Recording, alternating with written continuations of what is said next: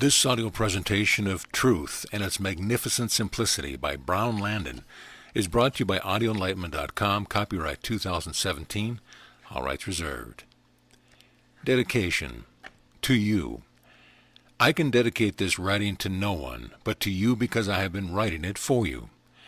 Into it I have put my whole mind, heart, and soul. My mind into every sentence. Each has been written and rewritten several times to make it as simple and clear as possible. My heart is constantly feeling what your need may be, and hence what to leave out and what to add to each paragraph, so that I may help you the most, just as I would wish you to consecrate yourself to helping me as much as possible if you are writing the course for me. And my soul, in constant continuing prayer every hour of the work, so no matter what your problem or condition, this course will, 1, help you make your body more responsive to spirit. 2, help you to expand your consciousness and activities to unfold more of the abundance of earth.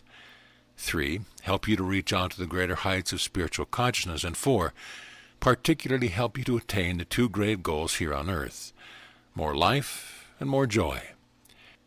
The writing is new, but the thought and ideals and means and methods come from my 60 years of study and use of truth, in overcoming my own issues and wants, and in personally helping more than 100,000 others to make their ideals come true. Friend of mine, I dedicate this work to you. Landone. Lesson 1. The Genesis of Truth. As dawn is glorious as the sunset glow, so all beginnings are divine, as is the goal of mystic goal of rainbow's end. What is it that we call the truth? It is knowledge and use of the highest idealism and most effective means of man and God, by which you reach the practical results and sublimest attainments of the soul. Such attainment is limitless. It includes material wealth and all it can provide, bodily perfection in form and health, vitality, increasing youthfulness, harmony in dealing with others and happiness in living with others, intimate response to spirit inspiration, illumination of the soul, and sublime consciousness of oneness with all creation and constant communion with the infinite. With so much possible, where should I start? Start only with that which is certain. Start with yourself and God, for you and God are the only two certainties of earth and heaven. Naught else is certain. All present knowledge of a science may be transformed overnight with but one new discovery. Employment and business of an entire industry may be changed in a year by the invention of but one new machine. Billions of wealth may be lost in a panic in a day, cities and farms wiped out by hurricanes in an hour. Nothing is certain except you and God. Waste no thought of anything else. Begin with certainties, my friend, and the result will be certain. Moreover, as you learn to use the powers you have received of God, all changing things will then be added unto you. There is no noble height that cannot be climbed. All triumph may be thine. Ella Wheeler Wilcox. And with which shall I start my study in truth? With God first, or with myself? Let the following answer that question. Imagine that you are traveling in a foreign land, and that one morning you learn that you are 100 miles from a temple shrine. You have heard of its beauty and want to visit it. From where do you start to reach that shrine? Do you try to start at the shrine where you are not? Or do you start from where you are to travel to it? Truth should be the highest and truest education of the soul, and starting with yourself is in line with true education. Pedagogy tells you that in teaching a child you should start with what the child knows, and then lead it on to what it does not yet know. Thou art not separate from thy God. 'Tis but thy thoughts are separate, the thoughts which have not climbed to him.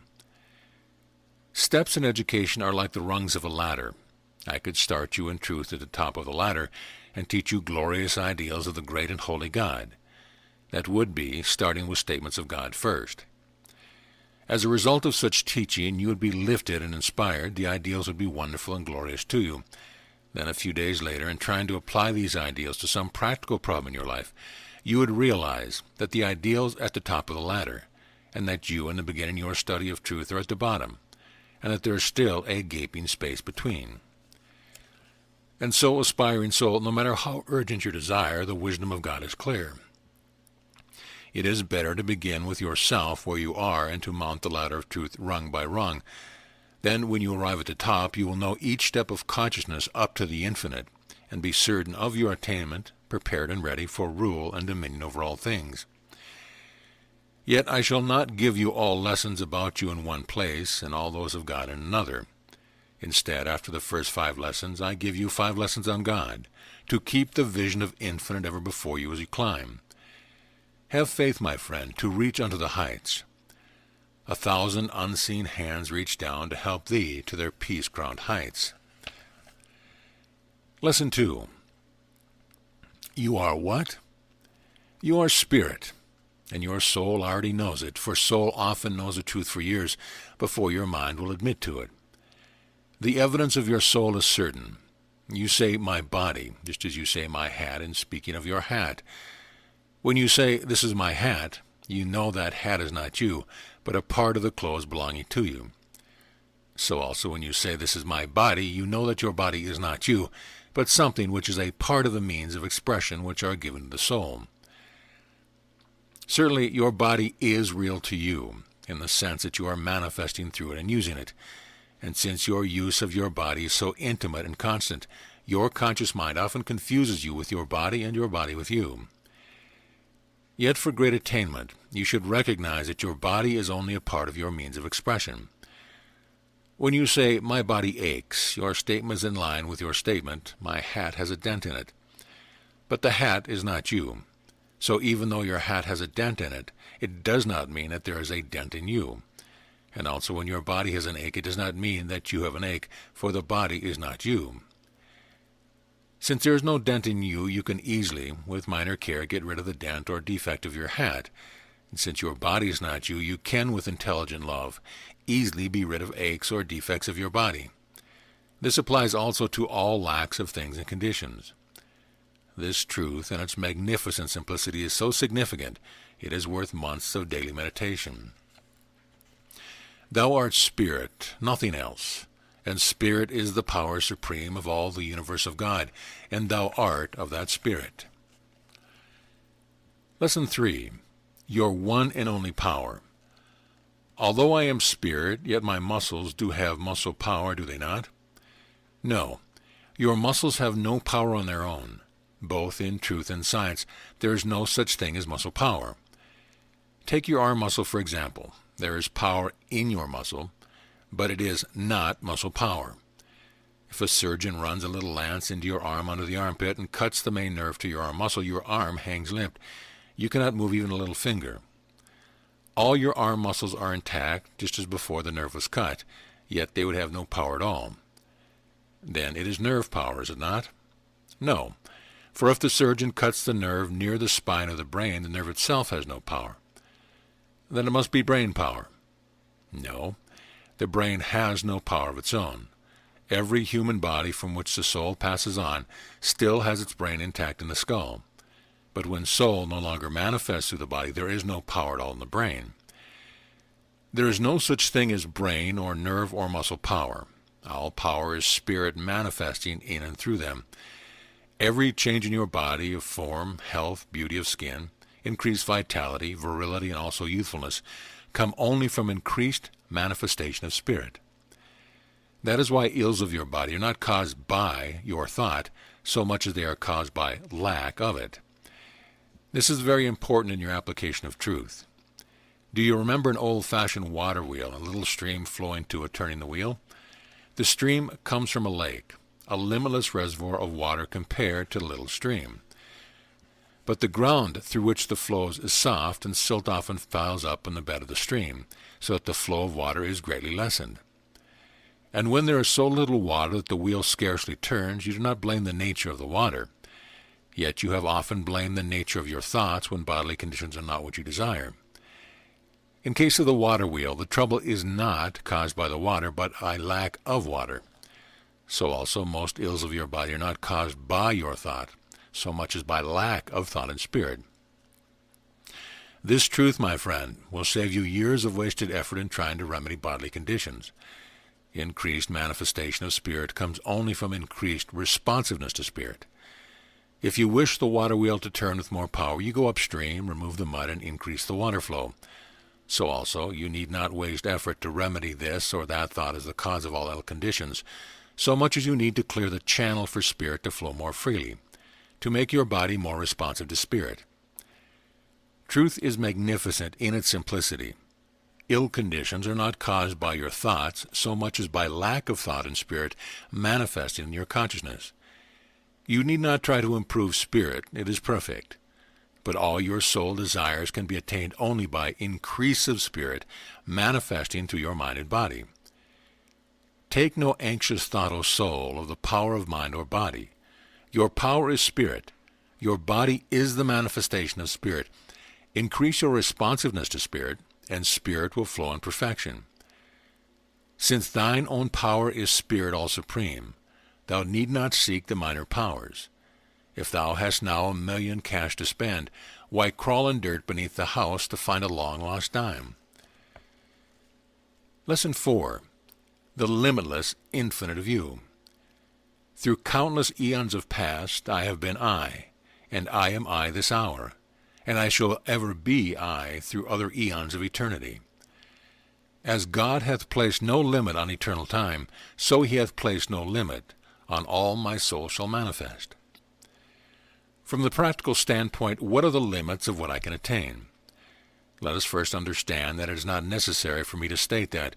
From the spiritual standpoint, there is no limit to your attainment. That we mutually understand. So I answer your question from the practical standpoint of all you can become and all you can ever possess, enjoy here and now.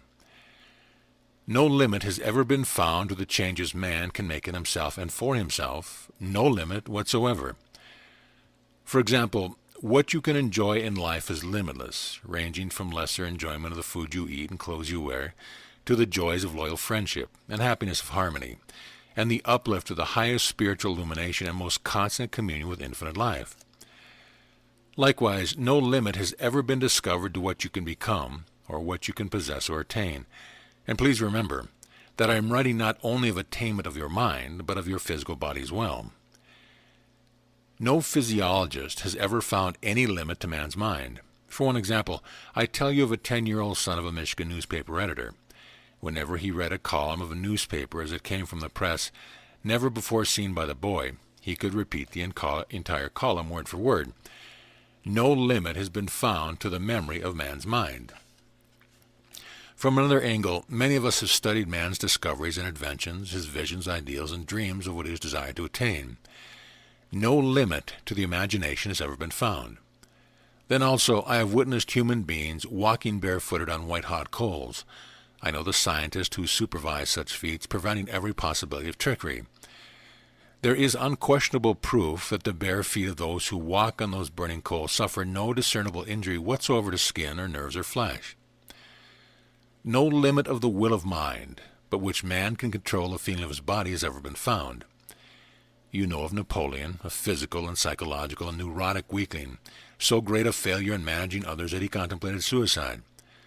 Then, almost overnight, by awakened faith in himself, he became the power of Europe and maintained that power until vanity replaced faith. You know of the rail splitter with very little formal education who wrote English, which we now teach in our universities, as example of excellence. You know that the poorest of the boys have become the richest of men. Untalented children have become geniuses. Cursing youth have become great spiritual leaders. No limit to soul capacity has yet been discovered. Next, consider the human body. No biologist has ever yet found any limit whatsoever to physiological changes of the human body.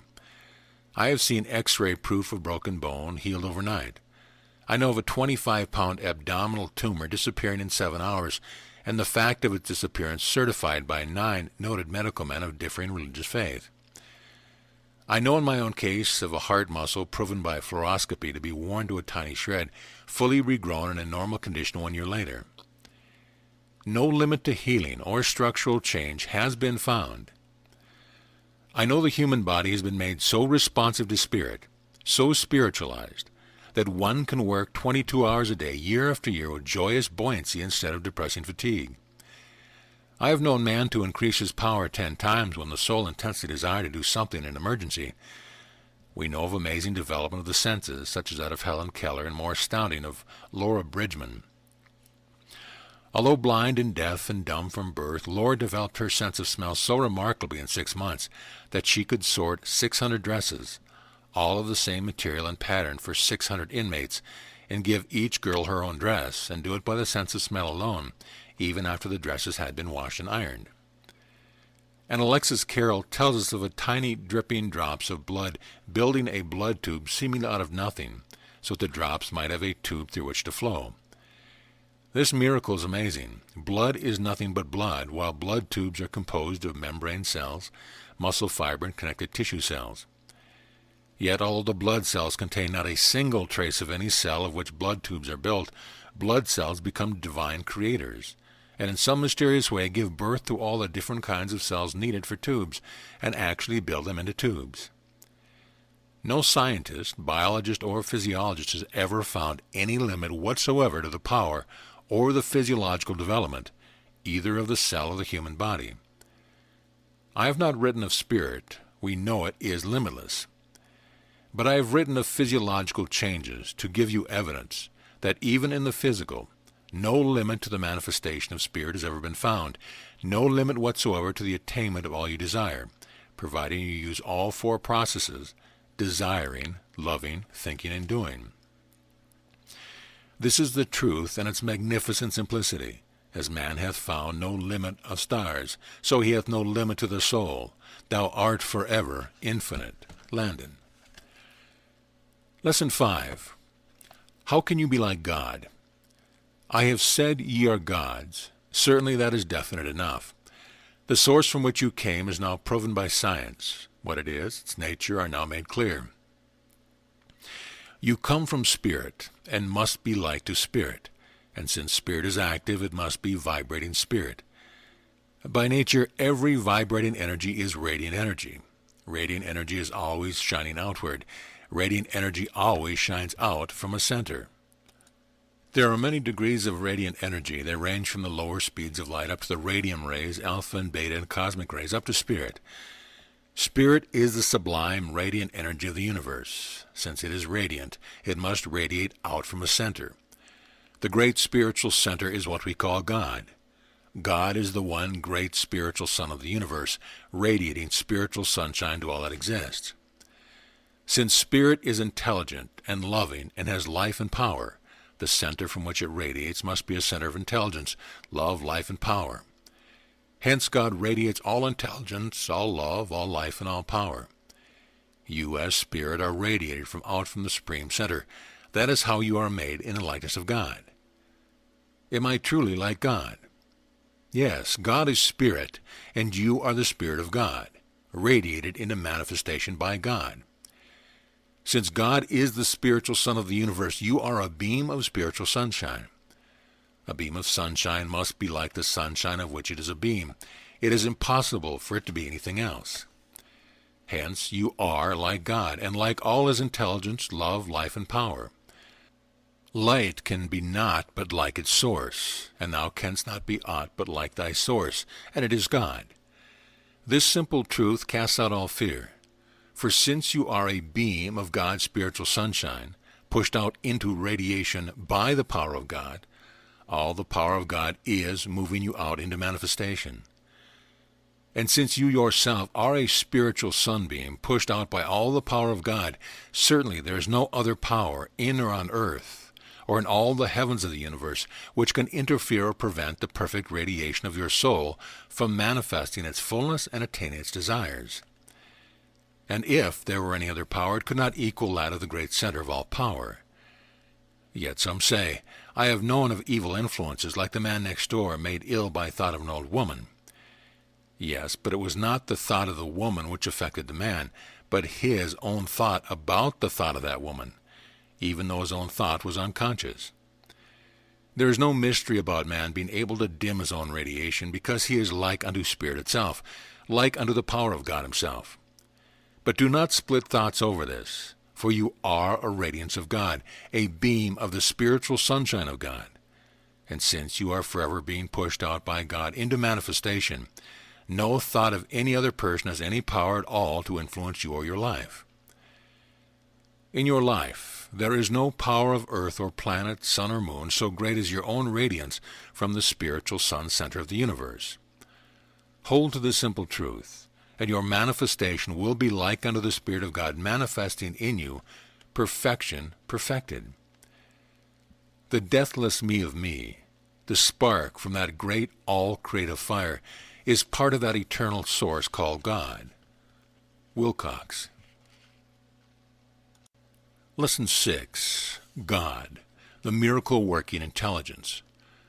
I think and form a kingdom in my mind.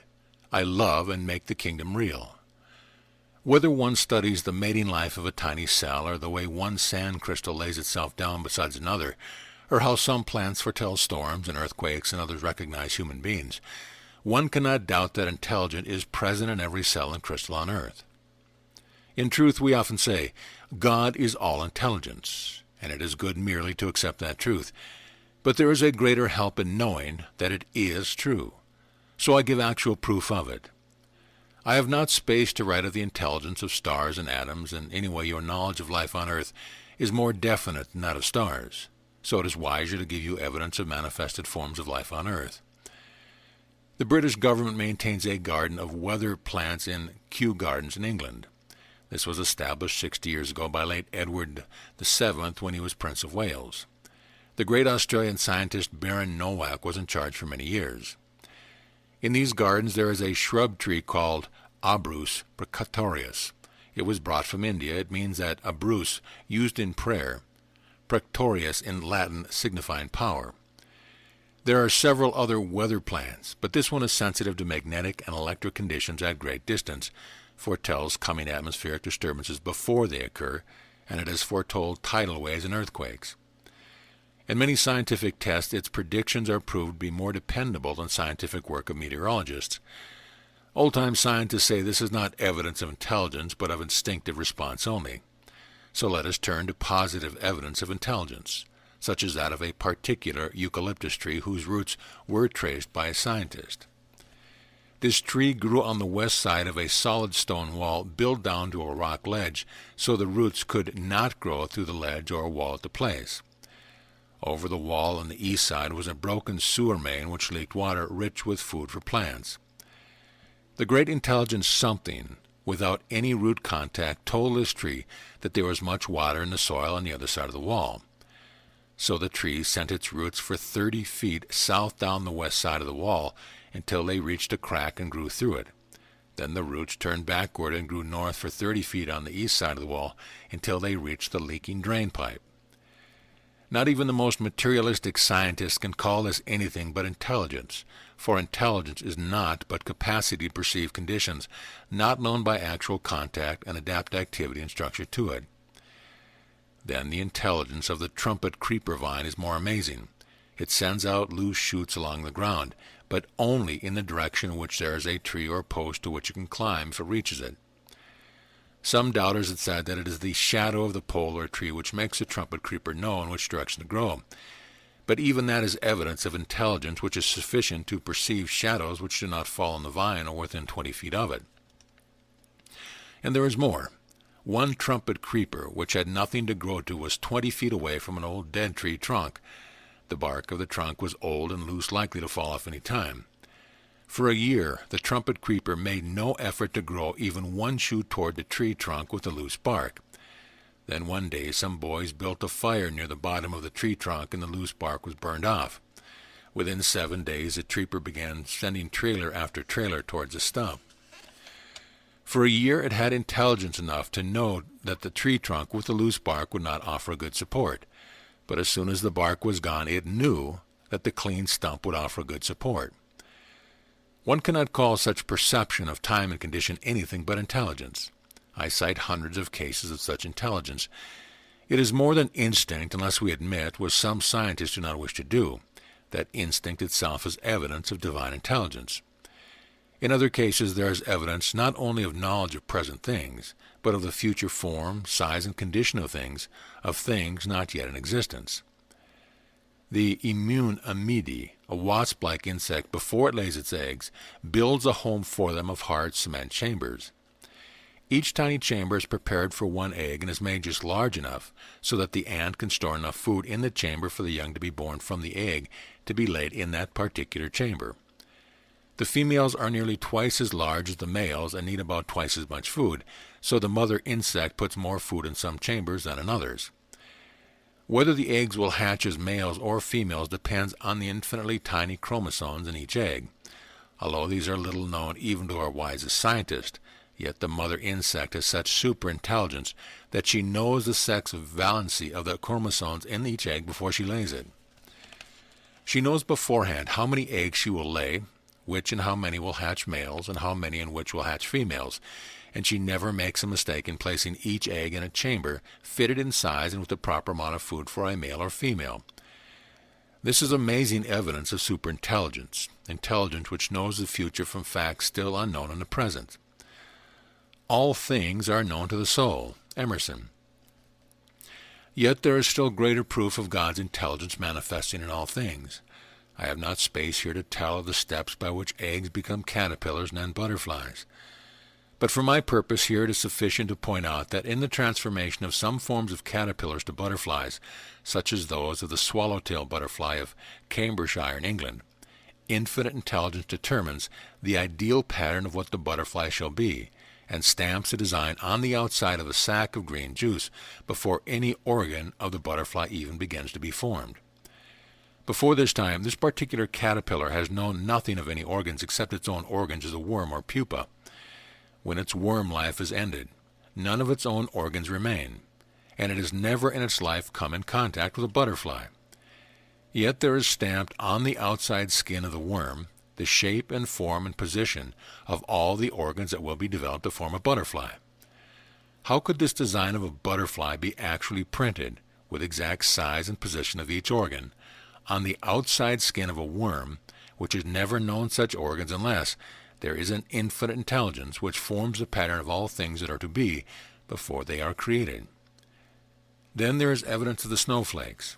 I have hundreds of photographs taken by the late Mr. Bentley, whose work is heralded by scientists, and which was so exceptional that the Meteorological Department of the U.S. government cooperated with him. Snowflakes are not all simple crystal star-shaped forms which you usually see in illustrations. Some are like plates, very much like very tiny and beautiful dinner plates. When the microphotographs of such snowflakes are greatly enlarged, we see designs within these snowflakes.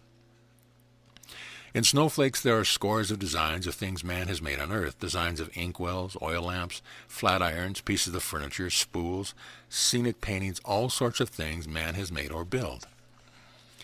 Everything man has made on earth has come from some idea, and his idea must have come from some intelligence which forms patterns of things to be before man thinks of them. And these designs in snowflakes of things man has made were frozen into the snowflakes when they were formed high up in the sky before they fell to earth. Since these same designs are inspired into the minds of man, and also frozen into snowflakes, they must come from some great central source of intelligence, for certainly snowflakes do not put the designs into the minds of men, and men cannot climb up the skies to paint tiny designs in the snowflakes a mile above the earth. I have whole empires in my mind, for it is but my channel for God's vast intelligence. There is proof that there is an infinite intelligence which forms all things, even exact measured patterns of them before they actually exist, and this intelligence is ever present, everywhere and forever. God is all intelligence. He permeates all things, even saturates all things, and his intelligence is forever designing patterns of all things to be. Have faith. The intelligence which guides the trumpet creeper or the roots of the eucalyptus can guide you with absolute certainty to the goal you desire to attain. And the highest you can ever desire to attain is already impatterned for you by the infinite. As God's intelligence develops the pattern of every organ for a butterfly of beauty even before the butterfly begins to take form, and stamps its pattern on the outside of a sack of nothing but green juice, so also the same intelligence is already conceiving the pattern of all you desire to attain, and is already pushing them into actuality with irresistible and infinite power, so that naught can ever prevent you from attaining them. There are no mighty walls of rock, nor mountain masses granite strong, that can withstand the power of God's intelligence in me. Lesson 7. God, the ever-unfolding love. I think of life and problems seem unsolvable. I love and find the problems are all solved. There are only two definite statements in the Bible of the nature of God. God is love, and God is a spirit. The love of God is present in all things, for naught but love can give grains of sand and plants, and even continuing love of cooperating with each other. Take grains of sand for one example. If waters flowing down from certain mountains strata deposits particular sand crystals as a layer of sand near the seashore, and 200 million years later, waters of similar chemicals flow to the same seashore region, then the later crystals deposited will lay themselves down in harmony in the same direction as those laid down 200 million years before. We are shaped by what we love. Goethe. Harmony is evidence of love, for naught but love tends to arrange tiny manifested parts such as grains of sand in harmony. Then there is evidence that plants manifest individual love for certain people. The sensitive plant of northern climates will, as you know, instantly roll up its leaves if you but touch them. It does this to protect itself. It fears that you intend to harm it or pick it off or crush it. It felt this fear long before man lived on earth. Such action is due to instinctive impulses with no proof at all of individual love. But higher orders of sensitive plants, such as those which grow in Panama, roll up their leaves without being touched, even when an animal goes by several feet away. And now note the miracle of individual love of these plants for some people and their trust in them.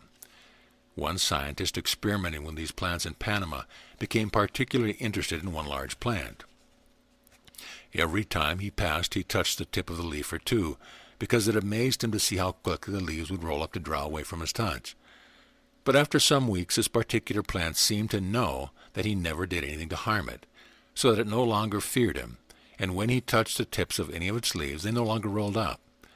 This was amazing. This plant had given up a habit which, centuries old, this was so amazing that he took other scientists out to see the plant. Then came a more astounding discovery. Whenever any stranger touched the tip of even one leaf, the plant would roll up its leaves, as all sensitive plants have done for ages. Test after test proved that when anyone else, stranger to the plant, touched a leaf, all the leaves rolled up. But when the scientist, who was a friend of the plant, touched it, it did not roll up its leaves. It knew that the friend loved it, and it had learned to respond in love to the friend who would do it no harm. And now, cooperating love. There is a large blue butterfly in England named the Nomatis aurion. It goes through the caterpillar stage as all do butterflies, and when it sheds its third skin, the worm drops to the ground. To understand what then happens, you should know that eggs from which this species of caterpillar are born are always laid on thyme, and only on thyme bushes of whose roots there are nests of ants of a particular species. When this caterpillar drops to the ground, a love affair develops between it and one particular ant. The caterpillar grows a little hole in the 10th segment of its body, from which it secretes a honeydew which ants like as food. After the companionship love begins, other ants gather, for the caterpillar supplies enough for several ants. Then later, when the caterpillar needs a particular kind of animal food to develop into a butterfly, it signals the ant, and the ant picks up the caterpillar and carries it deep underground into the nest of ants. And no matter how many ants have been feeding on honeydew, it will allow no ant to carry it underground except the ant that it loves. Underground for weeks, the caterpillar gives its honeydew to the ants, and the ants feed it little white grubs which the caterpillar needs for food. By the next spring, the caterpillar is ready to change into a butterfly, and it stops giving out any more honeydew. But even though the caterpillar no longer gives the ants any food, the mutual love life is so brotherly that the ants continue to feed it and never harm it, although they will instantly kill and devour any caterpillars which have not lived in their home. Love, and you shall be loved. I could cite for you 100 other examples of brothered love, manifesting in all forms of life. Doubt not, friend in truth, brotherhood is more than a dream ideal. Unselfish brotherhood love has already been lived for millions of years on earth by many forms of life. Who falls for love of God shall rise a star. Infinite love is ever present. It enfolds and permeates even crystals of sand. It makes plants learn to love man and respond to his love. It impels brotherhood love between animals as different as caterpillars and ants. Trust such love, existing everywhere, enfolding all. Love is forever enfolding you.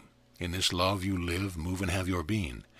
There is no love lack of your life which cannot be overflowing filled, for you are in 10,000 times oceans of love, reaching from the farthest star to the innermost core of earth. Respond with love, O soul, and all the joys of all the universe are yours. 'Tis by response you win and hold the love of friends, and love of birds and flowers of trees and cells and stars and atoms too. Lesson 8. God, the all-inclusive power. All power is given unto me in heaven and in earth. Matthew 28:18. It is simple to state that God is all power, but to know that God is all power of all the universe, all energies of grains of sand, stars and atoms, angels and man, lifts the soul to mountaintops. And nothing hinders use of truth so much as affirming that all power is of God, and then mistakenly living as though man energies were separate from God. Confuse not thy soul, my friend, with thoughts of separation. All powers are of God, and all are one. Yes, even sound is God's energy, and so are electricity and alpha and beta rays. All manifestations are the one supreme energy we call God, all everywhere, every present. Moreover, you live in all these powers. You live even in a world of sound which you never hear, for your poor ears never hear a tone which vibrates more than 23,000 times per second. Yet the songs of bats are sung in tones which vibrate 50,000 times a second, and song tones of crystal stones vibrate 500,000 times a second. These tonal sounds which surround you and penetrate every cell of your body, sounds you never hear, have mighty power and work amazing miracles. The tones of a little pebble of laminated crystal can increase activity of some lower forms of life 3 and 4 times without fatigue. The timbre of some tones can disintegrate any bone of your body, and the resonance of any other tones can produce such harmony among the cells of your body that their energy is multiplied twofold. There are also infrared rays which we take photographs in absolute darkness, and cosmic rays passing through your body every second, with power so great you cannot conceive of it. Then there are the high electric waves which are mysterious until you remember that silence is infinitely active. Touch a wire carrying 200 volts of electricity and the current shocks your body, throws it across a room. Step it up to 25,000 volts and it kills. And then step up frequency and potential again, and 1 million volts passing through your body give new life and amazing energy to its cell. This lower current kills, the higher gives life.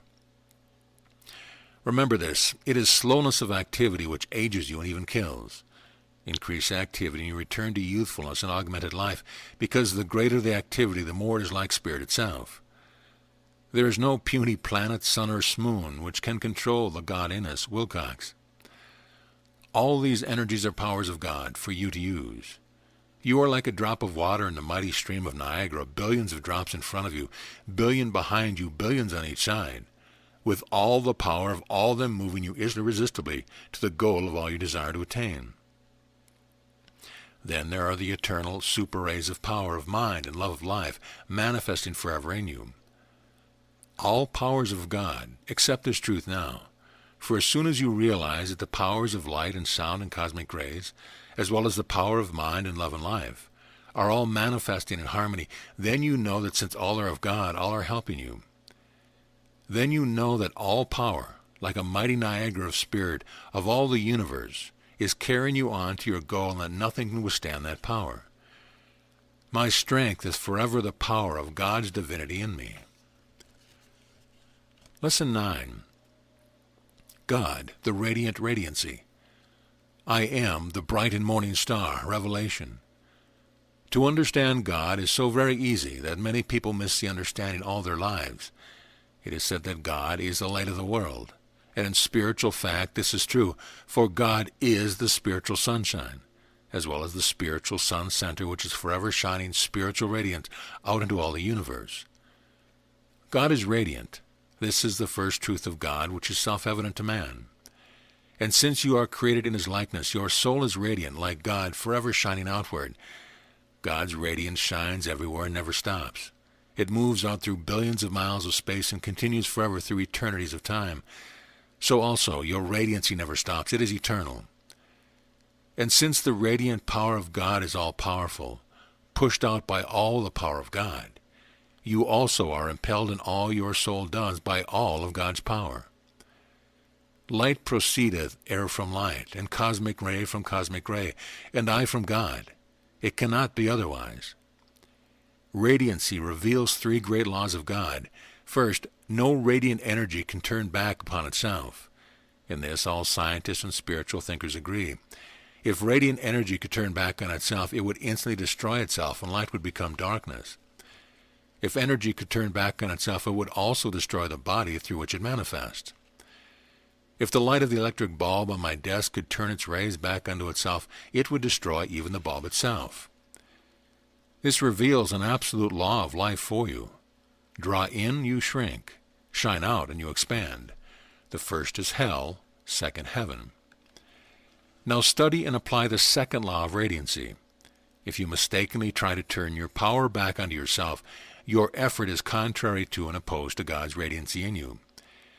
Yet selfishness does try to do this, and also you try to do it, what is called concentration, and whenever you try to draw or attract things or conditions to you.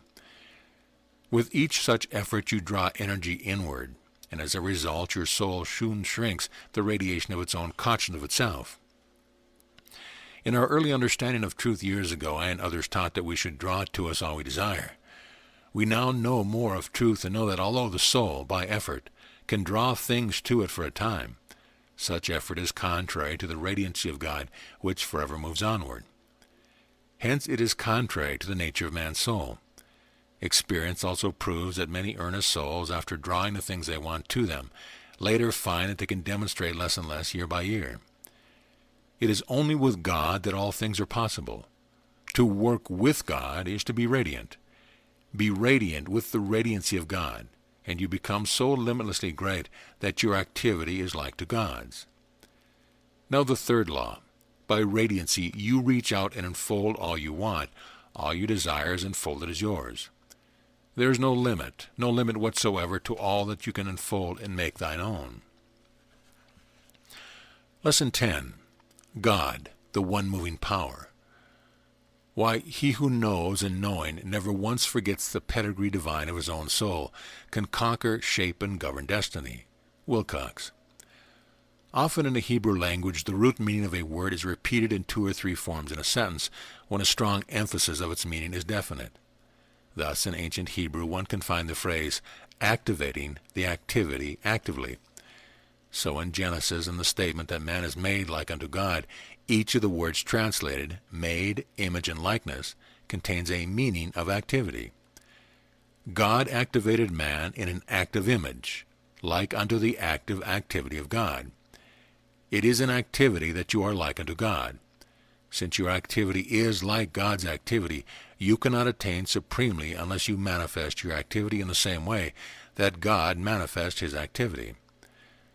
So far as your source of power is concerned, God is the only moving power, radiating you out in activity. And so far as your life is concerned, you are the only moving power, radiating God's power for your attainment. Because the statement is often misunderstood, it is sometimes difficult for beginners to believe that their activity is like God's activity, and that they possess all the power of God. Most certainly your soul is not a little spiritual receptacle in which you can reach and from which you can pull out all the power of God, but you have all the power in the sense that 1, that you are the radiation of God, forever being radiated out from God, and 2, that God is forever pushing you out into activity which is never separated from his radiation. The significance of this simple truth is so overwhelming that one may read this statement 1,000 times and yet fail to comprehend all it signifies. You are forever being pushed out by all the power of God, and hence all the power of God is in you and back of you, forever pushing you out into activity. God is the moving power of his life, and in your life radiating God's energy.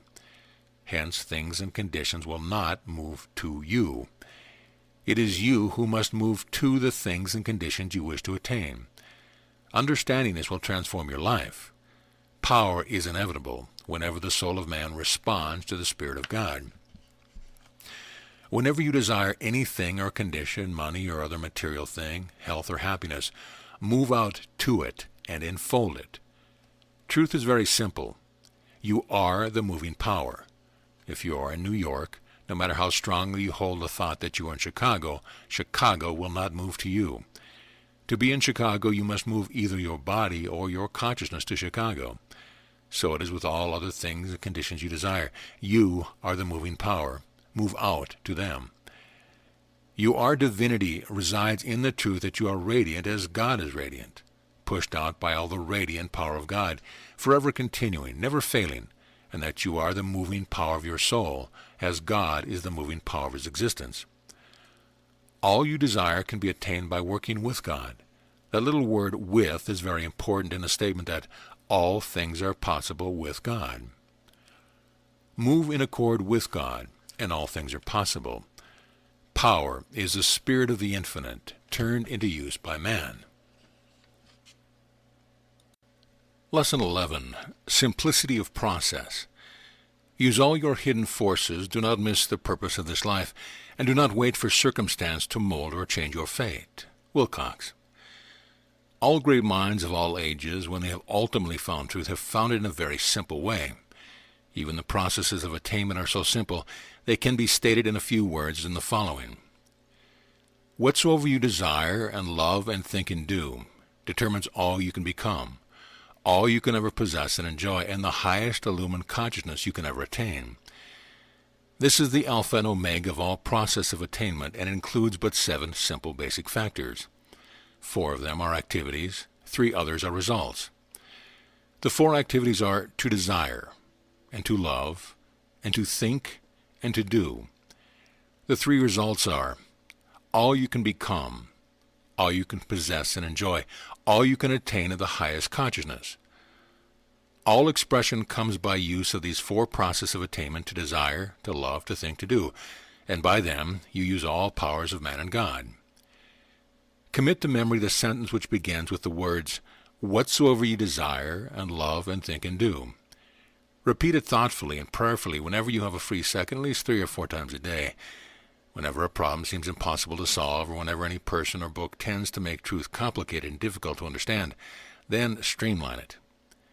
Streamline it with this: all I can ever become, all I can ever possess and enjoy, all that I can ever attain, even the highest consciousness of spirit, I can attain by God's simple process of desiring, loving, thinking, and doing. These processes of attainment are scientific, proven by biology and psychology, and even by laws of mechanics. And they are spiritual, the same 4 activities which Christ emphasized as essential in working miracles. Without any qualification whatsoever, they are the only active process of all attainment, and there is no possibility of failure when all 4 are used. The result of their use range all the way from possession of minor things to the richest abundance of earth, to illumination and intimate contact with the infinite. The order of using the process is forever the same. First, desire what you want, intensely enough to awaken soul power so that it becomes active. Then, love so much what you desire to attain it you will reach out to unfold it, instead of merely trying to draw it to you. Third, think so clearly of the path that you want, that you will not wander on bypath, and think so completely of God's power that you shall have faith to receive. And lastly, do whatsoever is necessary, and if you desire and love and think as indicated above, you will not be able to prevent yourself from doing all that is needed to attain whatsoever you want. These processes are so simple that at first you may think that they are not all that is necessary, yet true truth is complete in simplicity, sublime in clarity, comforting in brevity, intimate in usability. Commit to memory the sentence above, beginning with first desire, then love, third think, and lastly do. Do not repeat these phonographically, but treasure them, desiringly, lovingly, and thoughtfully, always feeling instantly ready to put them into action. By these 4 processes you transform yourself from what you are to all you desire to become, and thus all other things you desire shall be added unto you. My soul is like a great Niagara, which hath its source in God, and flower with mighty power through all I do today. Lesson 12. Processes Christ emphasized. So long as I cannot perform the great miracles of Christ, I shall accept the means he used and doubt them not. Christ emphasized the same four processes of attainment previously given in these lessons. First, Christ emphasized desire, but we have missed his emphasis because the word Christ used for desire is often very weakly translated, merely as ask. The word Christ used means to desire with all your soul and spiritually to crave whatever your soul desires. It is translated crave in Mark 15:43. This illumines Christ's greatest promise, if two agree, whatsoever ye desire shall be done for you. For your own help, each time you read the word ask in any verse of Christ's teaching, realize that it means to desire with all your soul. Secondly, Christ so emphasized love that in his teachings it includes all the laws of God and the prophets. And there is need of loving to attain what you want, for desire alone often fails to focus soul effort. Desire must be refined by love before your soul will focus its power, and unless there is a love for a thing or condition, both mind and body refuse to act. For example, no matter how much you desire food this minute, your body will hold back and your mind will not make any effort at all to get moldy bread or spoiled meat, or a cup of coffee which smells like onions and tastes like sour potatoes. Do not miss the significance of love as a focusing power. You do not love moldy bread. You do love good bread. It is love for the thing or condition you want which focuses power so that mind acts to get what you want. Many a soul misses 1,000 things it desires merely because it fails to love what it wants. And perhaps you have missed much in life because you have not loved what you wanted enough to reach out spiritually to embrace and enfold as yours. Then third, Christ emphasized the power of thought. And there is great power in thought. Although 70 years ago, when we were just beginning to understand truth, we made the mistake of assuming that mere mentalized thinking would solve all problems. Christ puts us right on this. Take no anxious thought for the morrow, but let thine eye be single, to light the path directly to what you want.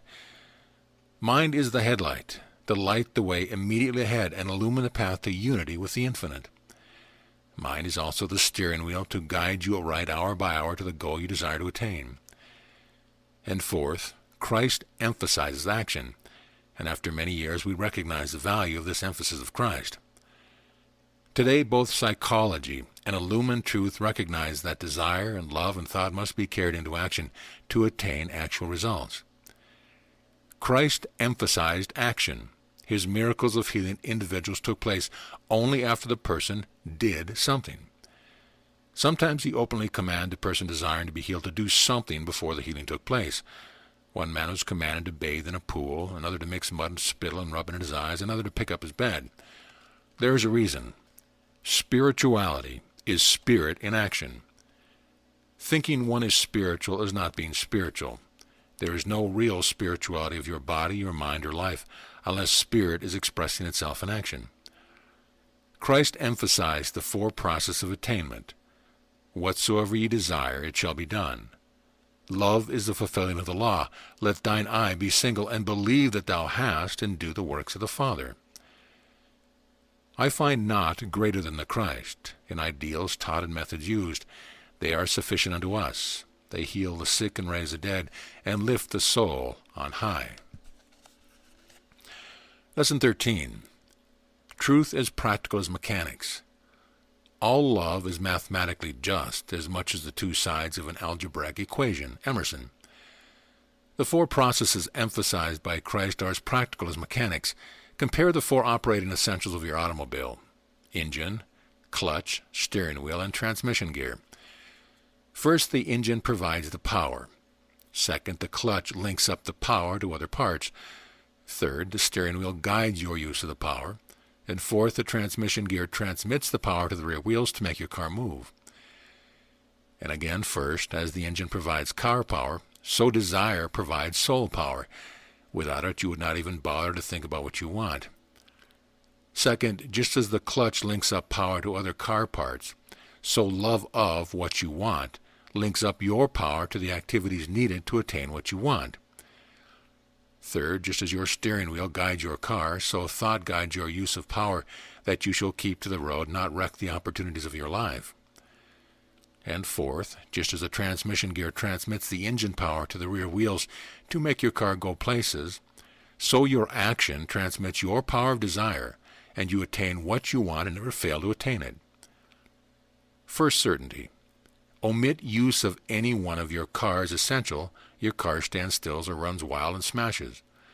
Second certainty. Use all four factors and you arrive where you want to be and in the condition you desire, so also with your soul's effort. If I but vision truth sublime, I dream far dreams for till born, but let me live the truth, and I become a God transcending man. Lesson 14. You are chosen. The time of the ages hath come for thee to enter thy kingdom of power. Why are you here on earth at this time?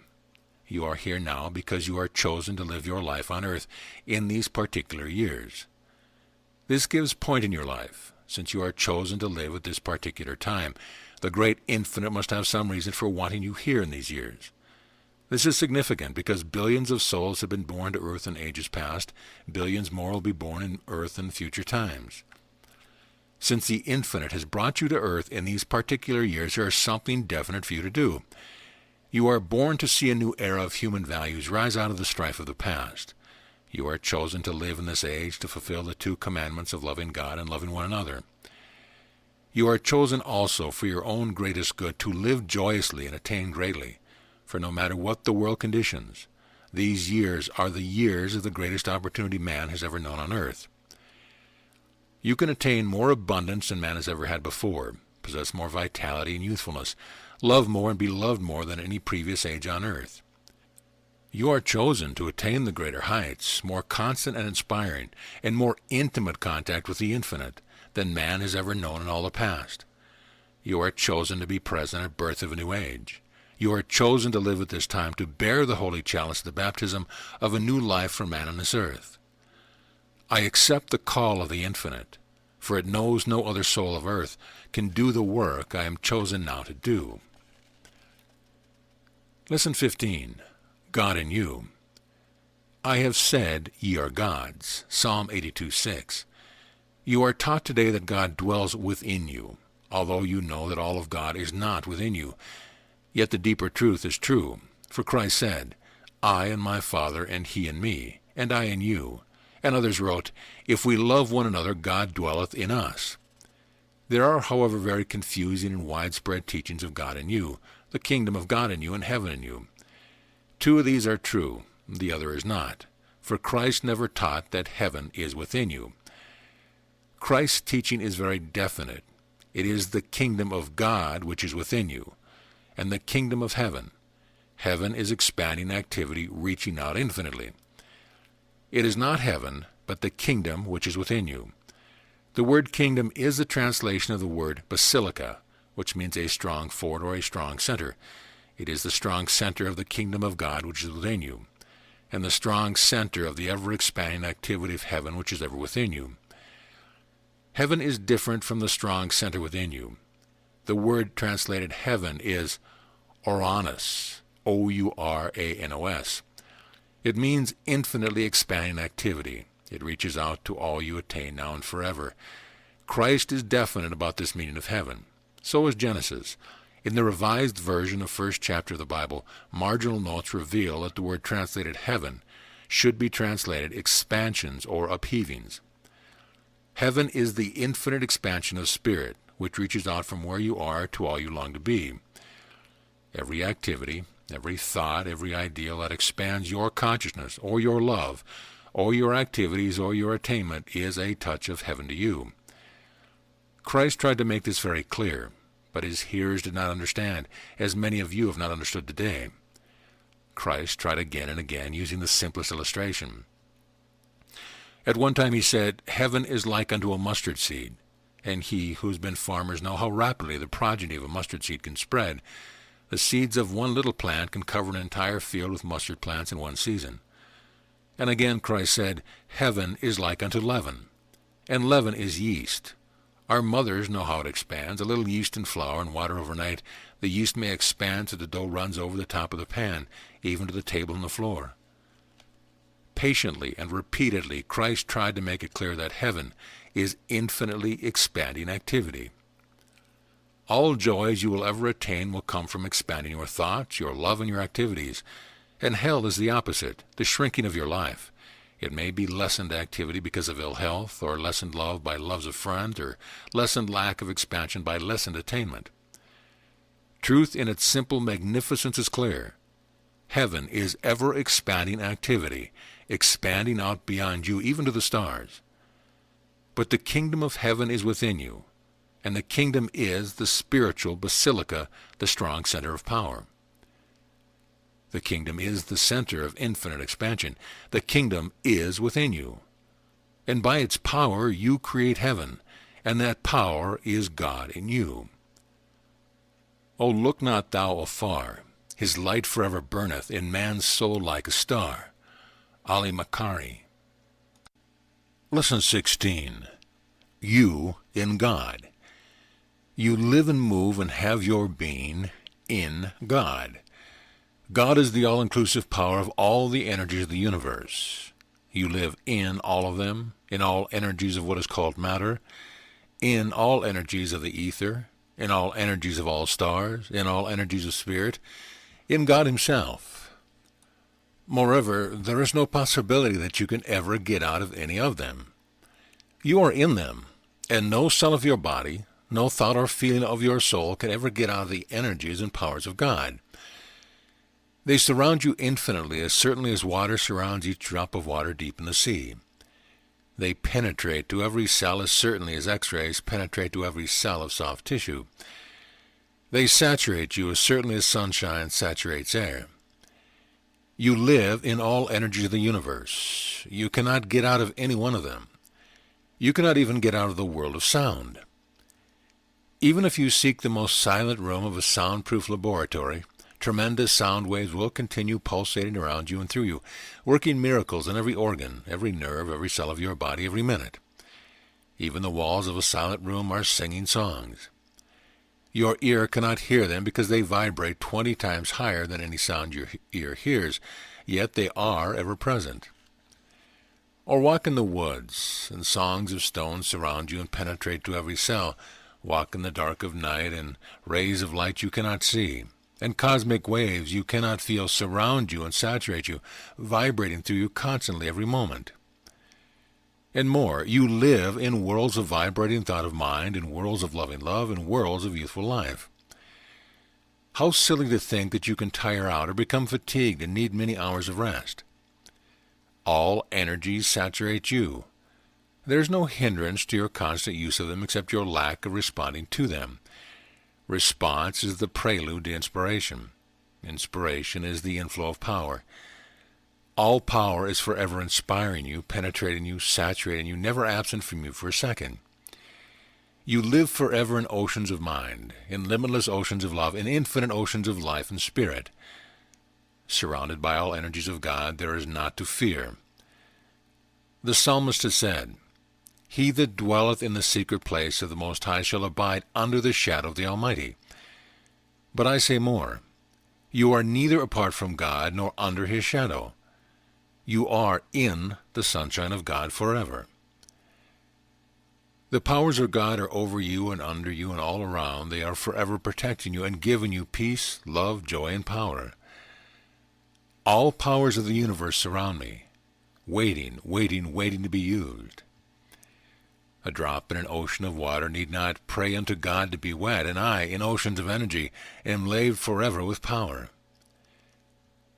Open my soul to inspiration limitless, and all the powers of earth and heaven flow unto me. Lesson 17. God's first law to man. Give heed unto the laws of God. They are not means within themselves, but signposts absolute, unto the means that never fail, the means God used in all creation. Landone. 100 interpretations are written of the Bible's story of creation, yet not one of them emphasized the one great law of that creation. It is so important that God stopped the sequence of the story 5 times to repeat the law, and in all of truth we have failed to realize its great significance. Each thing created is given power to produce after its own kind, whether grass or tree, fish or sea, or animals or land or man. Each is given power to create. Only after its own kind. Be wise, O soul, no matter how sincere you are, nor yet how much you pray. You cannot plant tomato seeds and raise a crop of hay. And this is true of all creation and of all powers of God given unto man. You are a soul of God. You have the powers of God, the powers of mind, love, life, spirit infinite. The first activity of man or God is to bring order out of chaos. Now mark this well. Mind, love, life, and spirit are of God, and must be used as God has created them for us, each to produce results only after its own kind. You know you cannot grow apple trees from tomato seeds, nor pumpkins from the seed of wheat. Why then do you still try to make mind produce love, or love produce spirit, or life produce love? Be wise, and use each power of soul according to the law. 'Tis thus you shall become a God, creating order in your life and heaven too, ever reaching out beyond your dreams. Each thing or power produces only after its own kind. Use mind to vision what you wish to attain, to light the path you are to follow, to make your choice of quality. Use love to produce after its own kind. Never selfish, reaching out to give, it harmonizes. Do not confuse love with mind. Mind is ever reaching out for knowledge to take back unto itself, for ideas and plans and ideals, always to enrich itself. Mind alone always reaches out to take what it attains into itself. Love is different. Love is always reaching out to give out from the soul. Be wise, O soul. Remember God's first law, each power after its own kind. Life is another power of God and of the soul, the vital push of life producing after its own kind to multiply life. The fourth great power of soul is spirit. It both inspires man and lifts him up to God. Think much of this first law of God, each power of soul producing only after its own kind. I shall be wise as seeds of grass, and flowers of field and forest trees. Each power I use shall now produce its miracles for me, each one, by God's first law, as certain as eternity. Lesson 18. Repent to be made whole. I turn away from cellars dark and damp. I turn unto the mountains into the sun. In our New Testament, the word often used, translated saved, means to be made whole, to be made holy. And Christ went through Galilee, saying, Repent, and be made whole, for the kingdom of heaven is at hand.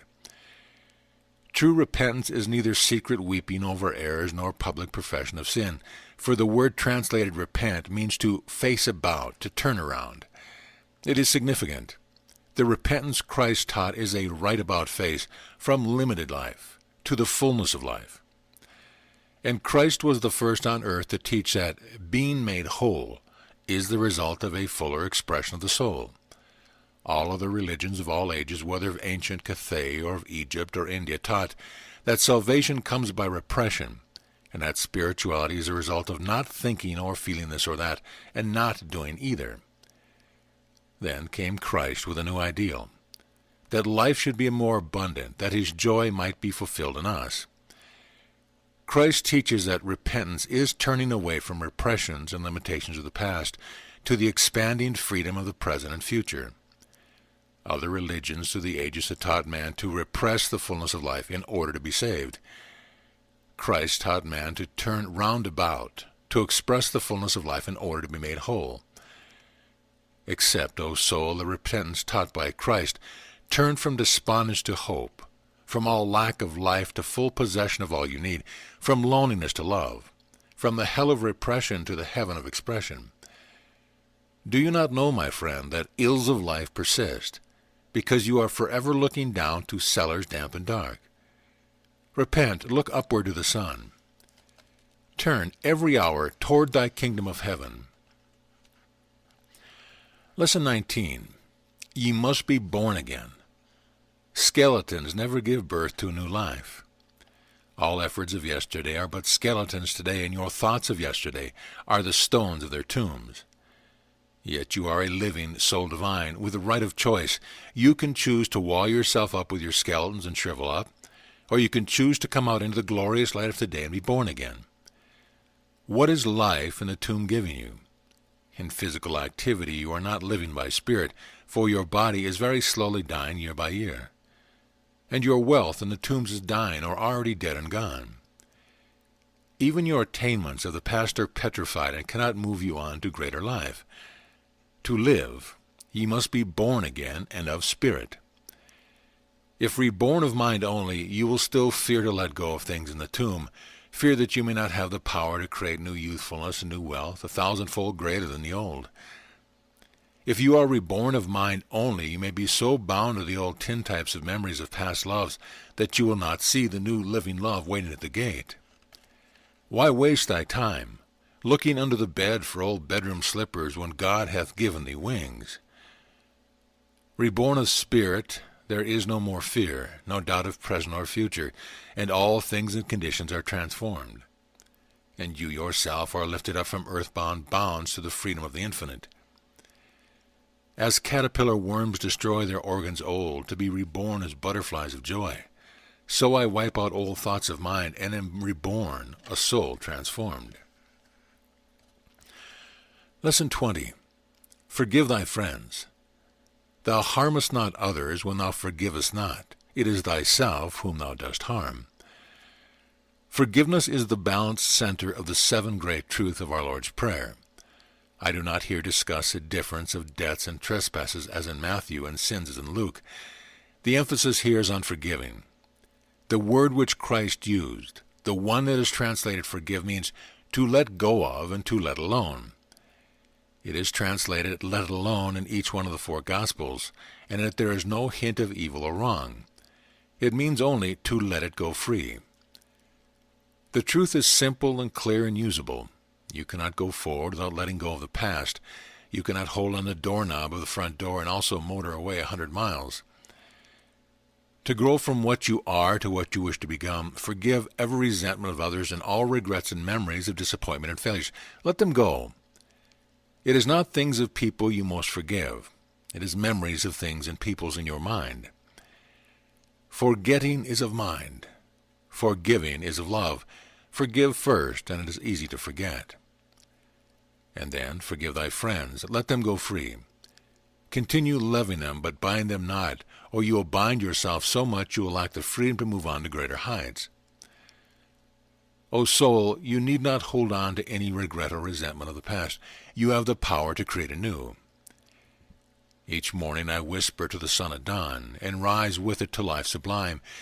Each night I whisper to the star, and rise to dwell an hour with it in peace out in the Milky Way. Lesson 21. Love others as you love yourself. Often one little word is the key to a chest of limitless treasure of truth. Such is the word as in Christ's command, love thy neighbor as thyself. Have you loved much and been disappointed? Have you loved and sacrificed so much that it has not been appreciated? Have you loved and given so much that those you have helped have even turned against you? The cause of all such reactions is not love. The cause is not loving according to the Christ law. Christ was wise as well as loving. He tells us to love others as we love ourselves. One Christmas time I asked 12 friends whom I knew had loved much and sacrificed much to follow the law of Christ to love others, not less nor more than they love themselves, but as they love themselves. They agreed to follow the law. Each time each one gave a gift to another, he also gave himself something he greatly desired, and each of his deeds of help to others was balanced by doing something good for himself. The result was amazing not only in their joy, but in a deeper understanding of others and in the real help others received. You need not strive with problems of love. Love thy God with all thy heart and soul, and love yourself enough that you shall know how to love others as you love yourself. Then you shall enter into the heaven of love. My heart is open wide tonight for stranger, kith and kin. I would not bar a single door where love might enter in. Lesson 22. It shall be done if ye pray together. Thy soul's desire, beloved friend, is born of might, spirit, power, and will come true in mystic union born of love. There have been failures, yet they need not be. There have been 10 millions and more of affirmations of peace during the last half-century, and yet there is war. and other millions of affirmations of abundance, and yet 1/3 of our people are in want. And during the last 2,000 years, billions of prayers and numbers were of any importance not yet answered. The facts are true, even though they are a sad indictment of our lack of using truth aright. But, friend of mine, be not confused, but rather seek the truth with fearlessness to find the cause. To learn the truth I pray. O dwell in me, great God divine, and let me share thy wisdom full sublime, to tell me why our efforts sometimes failed. And to my soul I say, be still, my soul, and calm all fear. Be still, God's host of love are near. Be still, my soul, and listen well. The truth is absolute. Christ's promises are certain. In what, then, have we missed? First, we have lacked love in prayer. Too many affirmations and too many million prayers have been of the mind and for the self alone. This has not been wise, for God is love and is approached by love and responds to love. Then second, we have lacked power in prayer. You cannot break a bundle of frail sticks, although you can easily snap each one alone. There is great strength in unity, and unity of prayer often multiplies its power a millionfold. The one great promise, the greatest promise of the Christ, is based on unity. If two of you agree as touching anything on earth which they shall desire, it shall be done for them. At first you may not understand why Christ requires that two or more agree in prayer, but other promises of Christ also depend on two or more. For when 2 or 3 are gathered together in my name, where am I in the midst of them? What is the significance of 2 or more? We find the answer in the nature of God himself. God is love, and whenever 2 or more sacredly agree in prayer, each gives up something of his self-desire, and thus the prayer is more of love, like to the love of loving one another as I have loved you. Trust thou the sacred promise given. If 2 agree, it shall be done. For 3 by God himself in heaven. Whatever thy soul doth most desire, I too in prayer desire with thee, in sacred prayer with thee. Desire, O soul, desire in prayer, for now the mystic power is here. O pray with me, and 'twill be done complete and whole, for it is promised us, if 2 agree, it shall be done. It is simple. God is love. Love reaches up to love. All prayers of love and agreement are fulfilled. If 2 of you agree, it shall be done. I stand no more alone, but pray with thee, my friend, and with the 100,000,000 souls that join with us to hear our prayers into the throne of God. Lesson 23. Conceive whatever you want in spirit. Though desolate the way may seem, command thy fate, send forth thy thought, create. Since God and you are spirit, efforts to attain will ultimately fail unless they are first conceived in spirit. Truth in its magnificent simplicity clears up the contradiction about materiality.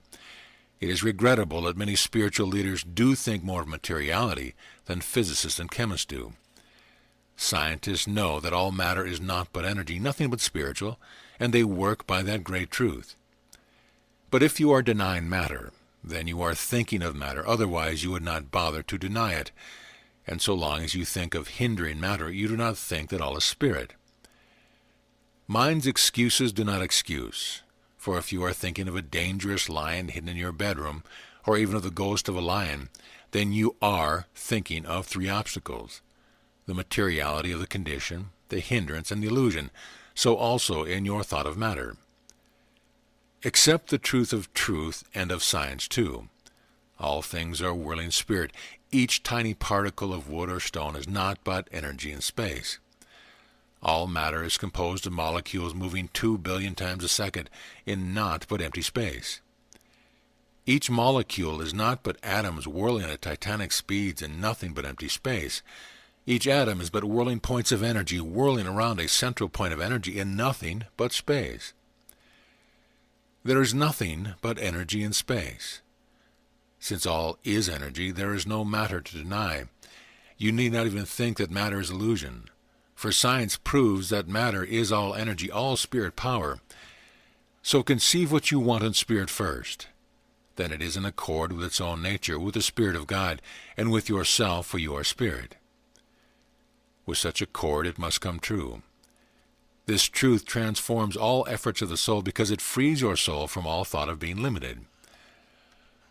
A young man and wife had planned a little home, but with uncertain income they could not secure loans to build. For 10 months they held the thought of the home they wanted. They drew plan after plan, but each was limited by thoughts of how much material cost. Then one night the young man gave up. It seemed hopeless. He tore up all their plans and burned them. That set his ideal free, for there was no longer any need of thinking of material and what they cost. So he began to plan an ideal home, free of all limits, conceived in spirit, ideal and free. In 3 months the plan was finished, and one day a stranger called to look at the rented house in which they were living, intending to buy the place from the owner. Accidentally, or led by spirit, the stranger glanced at the plans and asked about them. Conceive in spirit, and its fire doth transform thee too, as well as that which is conceived. And so the young man was transformed by his enthusiasm as he explained his new plans. And the stranger said, "Well, that's practical, a safe investment. I can sell homes like that as a start. We'll build one for you and 10 others to sell." Conceive in terms of material things, and your conception is so limited it may not even come to birth. Conceive in spirit, and the power of God himself will push it out into actuality for you. As farmers tilling ground or plant their seeds in earth, so I, as spirit born, will plant my wants in God. Lesson 24. Sustain what you desire by faith. When I have faith, I find myself 3/4 along the way unto the goal I want to reach. St. Paul says, faith is the substance of things, and Christ often said, thy faith hath made thee whole. More amazing is the promise, if you have faith, and doubt not, ye shall say unto this mountain, be thou removed, and it shall be done. And you think that you have never yet seen a churchman or truth leader remove a mountain this way? Doubt not, 1 hour of faith is worth a year of questioning thought. I do not pretend to know what Christ had in mind, but I do know that the word translated mountain is oros, O-R-O-S, and that its meaning varied before Christ lived, while he lived, and after he lived. Again I say, I do not know Christ's thoughts, but this I know. The word translated mountain might have been translated yellow earth or gold earth, for even today we have words in the Latin language or oro, meaning gold. Also it might have been translated titanic obstacle. I have faith that Christ never made a statement which was not spiritually true, and that if you have faith and doubt not, you also can say unto the most titanic obstacle of life, be thou removed, and it shall be done. Then also the faith which Christ taught meant something very different from our weak mentalized faith of today. Christ used the word pistos, P-I-S-T-O-S.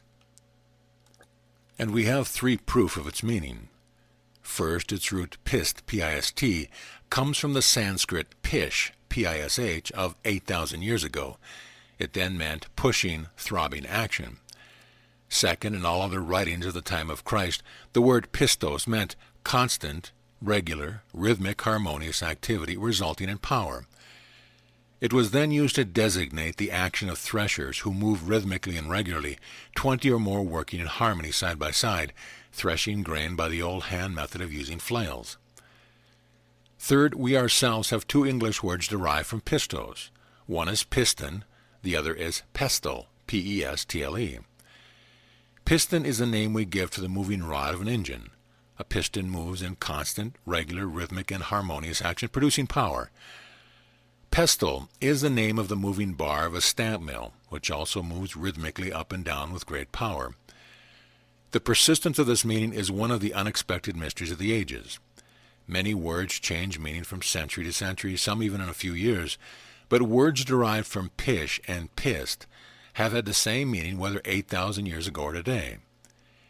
It seems that the spirit of the universe consecrated this word pistos, never to be changed in meaning. The faith of Christ was the pulsating throb of spirit, constantly and rhythmically and harmoniously active. Such faith has power. It differs from our mentalized faith as Niagara differs from a stagnant creek. The faith Christ taught will work miracles for you. If your mind and heart and body are continuously and rhythmically throbbing with action to attain what you desire, then nothing on earth can keep you from attaining it. With Christ's faith ye can remove from mountains. All the scholastic scaffolding falls as a ruined edifice before one single word, faith. My faith that gives me hope tonight creates realities tomorrow morn. Believe in God, in thine own self believe. All that thou hast desired, thou shalt achieve. Lesson 25. Breathe into it the breath of life. The Spirit of God hath made me, and the breath of the Almighty hath given me life. Job 33:4. Not you create for yourself or others will live as constant health and continuing abundance unless you breathe into it the breath of life. Conceive what you desire in spirit, sustain it by faith, and give it birth by the symbolical breath of life. There is no need here to discuss details of old texts. It is sufficient to know that, of the 4 words translated life in the New Testament, only one was used by Christ in a saying. I am the way and the life, eternal life, the Spirit of life. I come that you may have life more abundantly. That one word, which is translated life, means ever-increasingly increasing activity. The truth is clear. The breath of life is activity. Give birth to a thought and it soon dies unless you give it the breath of increasing activity. Conceive a plan and it will die before its fulfillment unless you give it this breath of life activity. Seek health, and it will lessen except you increasingly increase the activity of the Spirit in your body. Seek abundance, and it will not last unless you give both ideal and effort the breath of increasing activity. Seek the higher spiritual consciousness, and unless you give it the increasing activity of expression and action, your effort will stagnate, and you will wonder why you no longer attain as you once attained. Breathe the breath of life into all you desire to create, and it will multiply for you after its own kind forever. I am the breath of life of all I ever create. I am the way of life of all I demonstrate. Lesson 26. Dare to have abundance. Fear of expressing yourself fully is the basic cause of all poverty, material or spiritual. Daring to fully express yourself is the activating source of all material wealth and spiritual riches. Give up fear of yourself and you give up poverty. But so long as you fear yourself and repress yourself, no one knows whether or not you have any worthwhile capacities. Dare to be yourself, express yourself, and others shall recognize your value and long to employ you and pay you well and share with you as a partner. I dare to free myself forever, to be myself, reveal myself, that I shall know no want forevermore. Dare to free yourself from the bondage of thinking that all wealth is of things. Dare to realize that 9/10 of all the earnings of income and wealth today come from service of one kind or another. Dare to recognize that we are just now entering into a new era of wealth of service, in which the new wealth will be greater than any man has dreamed of in the past. Dare to know you are spirit, and have the power to reach out with desire and love in a new path of service to others. Dare to believe that all material abundance on earth and all spiritual riches of heavens are open to you. Dare to do the work you most want to do, and earth will compensate you as a king. My wealth is great, magnificently great, as mountains formed of silver and of gold, for all are God's and given unto me. Lesson 27. Give eternal life to health and youthfulness. Health is love in action. When there is ill health or lack of youthfulness, there is a lack of love and lack of activity. Cells that are ill need love to make them desire to produce new cells to replace the old ill cells. And for both health and youthfulness, cells need life. In the New Testament, the word Christ uses for life means ever-increasing activity. Hence, love and activities are the divine powers which heal each after its own kind. This makes the simple truth of healing very clear. Ill cells do not seem to need increased intelligence, for they possess such marvelous intelligence with themselves that they become well as soon as the soul gives them sufficient love and life to impel them to live. Leaders in all healing professions now realize that love and life are the two great restorers. Only your soul can give love and life to your body, for you are the God of the thousands of billions of cells of your body. They live in the love and life of your soul. Love and life do heal. I tell you of some experiences. Physically, I was born to die, not to live. My first 17 years, I was an invalid in bed or a wheelchair, never expected to live. Muscles swollen and distorted, nerves constantly inflamed, and my heart was so defective functionally and organically that the best specialists of Europe and America, whenever they examined it, declared it could not last 3 months. Having a father of wealth with every help that could be secured on 2 continents was given me. Yet I was not healed during those early years either by medical means or mental treatment. Then there were other ill conditions due to accidents. When a child of 3 visiting with my father on a Louisiana sugar plantation, I climbed up on the sluice down which sugar stalks were fed, lost my hold and slipped. My left leg ran between the rollers and the irregular ankle bones were mashed together, and for 20 years they were but one solid bone, much like a clubfoot. Even a consecrated ideal of the divine pattern of what the ankle is in spiritual reality failed to remedy it. Then came realization of God's first law, each power producing after its own kind. The revelation at first amazed me. I had been giving thought to that ankle, but with the revelation I realized I did not give a rap whether or not the ankle ever thought any more than in the past. I wanted life in that ankle, and hence I realized that to change it, I must give it love and life. And life, Christ taught, is ever increasing activity. Today all those bones are in normal shape, move one upon another in perfect action, healed by love and life. Then my heart. It had been healed in young manhood, but 10 years ago, when I had become old in years, the heart seemed to be worn out, could no longer go on. All known scientific tests were made. Fluoroscopy showed that his muscle was worn to a shred. This meant that the great nerve ganglia, which makes the heart beat, were practically gone. I did not blame the heart, but blessed it. For with many hours of work every day for many years, I knew that my heart had done more work for me than the hearts of other people living ordinary lives would do for them if they lived 280 years.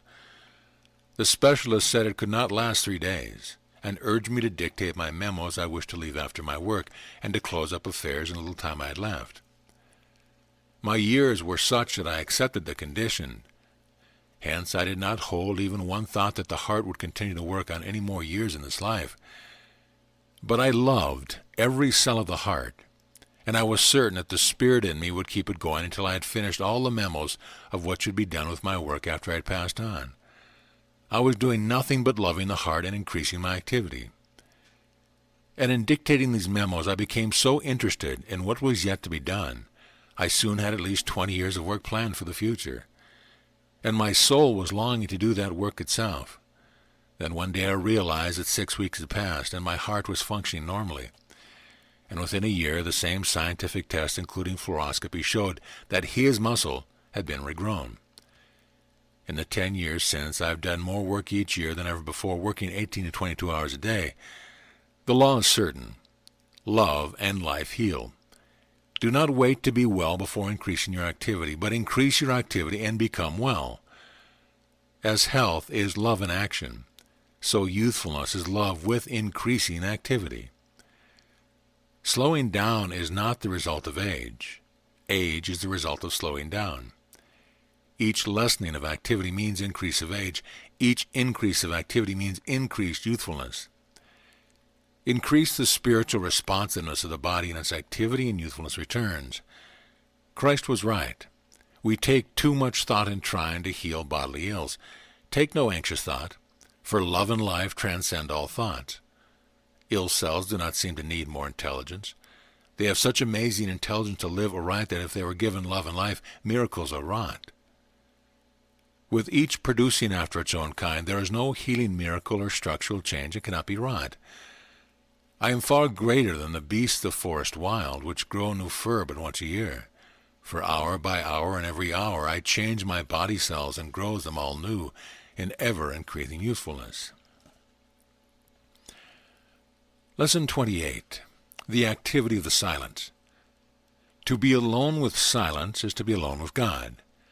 But few people understand the nature of this silence. They are taught that to enter into the silence they must almost stop the activity of the body and even of the mind. But spirit is infinitely active, and to shut off activity hinders the manifestation of spirit within you. Be not deceived by mistaken reasoning. Silence is infinite activity, and the greater the activity, the nearer you approach the silence of the infinite. Be not misled. A 10-year-old auto chugging along at 8 miles an hour makes much noise. A Rolls-Royce speeding at 110 miles an hour is so nearly quiet that you scarcely hear the engine. The greater the activity, the nearer to silence. So also with all energy. Sound waves are slow in that they move only 1,160 feet a second and are not silent. But light waves are silent. Their speed is electronically moving 186,000 miles per second. Then also the ordinary sounds you hear usually vibrate about 600 vibrations per second and are noisy. But the songs crystal stones sing vibrate 500,000 times a second. They approach infinite silence. O learn the truth from God's silence. That which is least active is not silent. It is the greatest activity which is silent. To enter into the silence and to live in it, do not attempt to slow down, for your soul responds only in likeness to God, and God is infinitely active. Prepare to enter into the greatest activity of the universe, so active it is the silence of the peace of God. I wing away from the slowness of earth, up to holy activity of infinite space, and there, at the altar of the silence of the stars, I am wed to the peace of infinity. Lesson 29. Are you truly spiritual? The Spirit of the Lord is in thee. Be thou perfect, even as thy Father in heaven is perfect, means more than men have yet dreamed. The word perfect is significant. P-E-R, means all the way through. Fect comes from facere, meaning to act or to do. Hence, to be perfect, as the Father is perfect, means to make spirit manifest all the way through into action. Some souls conceive ideals and stop with conception. Some love and worship their ideals and go no further. Some dream of their ideals coming true and are satisfied with mere thinking that they have been attained. But spirituality is more than acceptance of high ideals. It is more than idealized thought about spirituality. Moreover, true spirituality is not what you do not think or do not feel or do not do. True spirituality is spirit manifested in action, carried all the way through to the end of soul expression, that is, perfected in action. You have heard it said, she is a sweet soul, a very spiritual soul, but she has been ill in bed for years. Such a statement may be true of the sweetness of the soul, but not its spirituality. I wish not to seem cold and harsh in stating this, but I must be truthful, for only the truth will help you. Illness and spirituality cannot exist together, and poverty cannot exist with spirituality nor failure. So-called spirituality existing with illness or want is nothing but beautiful thought about spirituality. Spirit is infinite power, and when it manifests in action and true spirituality, there can be no illness, no want, no loneliness, no failure. If spirit is flowing through you into action, the very activity of spirit makes your body well, and life abundant and the soul happy. And if you cannot play and work 20 hours a day without fatigue, then you are not truly spiritual. And if you need to sleep 7 or 8 hours a day, you are not yet spiritual, no matter how much you try to excuse or explain it or affirm thoughts about your assumed spirituality. Spirituality is spirit in action. With true spirituality, your body is so spiritualized, so constantly thrilled with spirit, that there is little fatigue due to keeping the dead weight of matter in action. Spirit is of God, and God is infinite energy. Spirituality is spirit in action, perfected, carried through to the end, so that the matter of the body is spiritualized like unto spirit. Spirituality increases with the body's responsiveness to spirit, so that it receives and is thrilled by spirit in every cell and every organ. Ideas, thoughts, impulses are of spirit. Turn them into action and you become spiritual. Give up your old hindering thoughts about spirituality. True spirituality is more than thoughts about spirit. True spirituality is spirit in action, and action itself is divine, the perfection of spirit in man, perfect even as the Father in heaven is perfect. I let all spirit flow in, and body is transformed to soul. I let all spirit flow out, and all about is made anew. I let spirit flow its constant stream of endless power through me, till in my body cells are spirit too. 'Tis then the will of the Lord is done, in earth as it is in heaven. Lesson 30. Dwell with fire and stars. Each night I wing my way to stars to dwell in their peace and calmness. Spirit creates all things, soul and also stars. There is nothing man needs so much today as to free his mind from thought which persistently circles round in consciousness, giving him no peace. The soul's powers are four: the power of mind, of love, of life, and of spirit. In the last 500 years we have accentuated mind above all other powers. Our educational system gives 15 years to training the mind, and not 1 month to love or spirit. And now we even have religions of mentalized thought. Man's soul now needs to balance itself, for all our worries and nervousness and even fatigue come from the dominance of mind and the submergence of love and life. You know it is true. 1 moment's anticipation of great joy or the discovery of a new love can wipe out the fatigue of a day and banish the worries of a year. More is wrought by love than man yet dreams of. Since conscious mind is of the surface and love and spirit are of the depths of the soul, it is often difficult to awaken love and spirit by holding conscious thought. Since spirit creates all things, I know that all things come from spirit and are good. Hence I use all things as approaches to spirit. And so I live with fire and dwell with stars. I sit before the fire, my friend, and find the harmony of age-long loves of earth. I walk beneath the stars, my friend, and find the peace and power of God himself.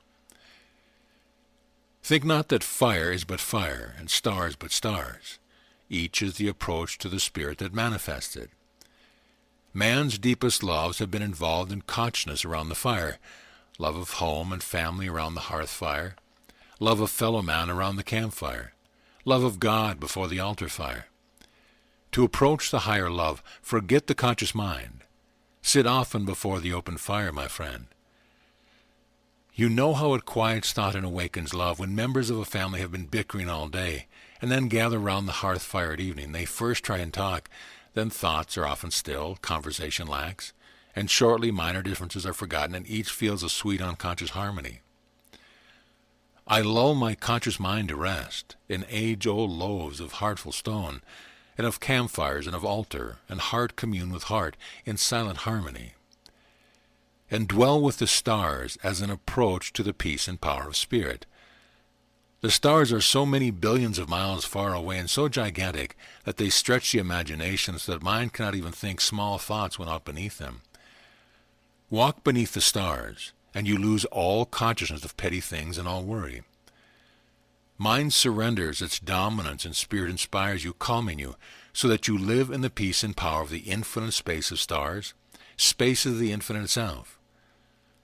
I wing my way up to the stars, the gigantic stars of heaven, to find there the heights of godhood. I sense my soul's grandeur now, with God and his stars around me, with God and the stars. And now my soul knows the peace of stars that are born in silence, the peace, sweet peace, of stars that are born in silence. Lesson 31. Keep to the royal road. Light is like light, sound like sound, spirit like spirit. It cannot be otherwise. Each is like to the source from which it comes, and I, made in his image, am like to God. I cannot be otherwise. Millions of people spend 9/10 of their hours and efforts striving to attain that which they do not want once it is attained. This is man's supreme folly. The waste of such striving is found in all effort, but mostly in working all your life to earn enough to be able to pay enough, to get what you do not want enough to enjoy it once you have it. It is very silly, for God gave you rule and dominion over all things, and Christ came that you might have life more abundant, that his joy be fulfilled in you. Accept his purpose of life for you. All things for which you strive, if they fail to bring free life and impulsive joy, are not worth attaining. Attain position, and there is empty gap between you and others. Attain power, and you are soon mangled by it. Attain wealth, and you are smothered by the crowds of those who do not love you. Ye cannot enter heaven except as a little child. All disappointments and discouragement and disillusionment of life are naught but loss of life and joy possessed by the child. Regain the royal road. There are but 7 goals the soul doth most desire. They are the goals of life and joy. First, every fulfilled joy comes from activity of soul or mind or body. You want activity first. You want the joy of activity so much that when you have suppressed it unto death within yourself, you will even work long hours to earn enough to pay to see substitutes the free activity of others in games and sports, and on the stage, and even its ghosts of action on the silver screen of the movies. And next, you want sustenance, and from sustenance health. You want both the bread of the baker and the bread of life, one for body and one for the soul. Love freely as a king, and the body will be well. I am a king and an emperor of body and soul. No other kingdoms of earth compare with mine. I am the king of many thousand realms, and emperor of 100,000 billion lives. They are my body's cells, and I, their king of emperor. I love them all, and they love me. And there is peace in all my empires, and health in all my empires. Third, you want to laugh. How tragic that you can no longer laugh freely and impulsively. I consecrate myself to Christ's sweet joy of life, to laughter first above all else, for souls that do not laugh are lost.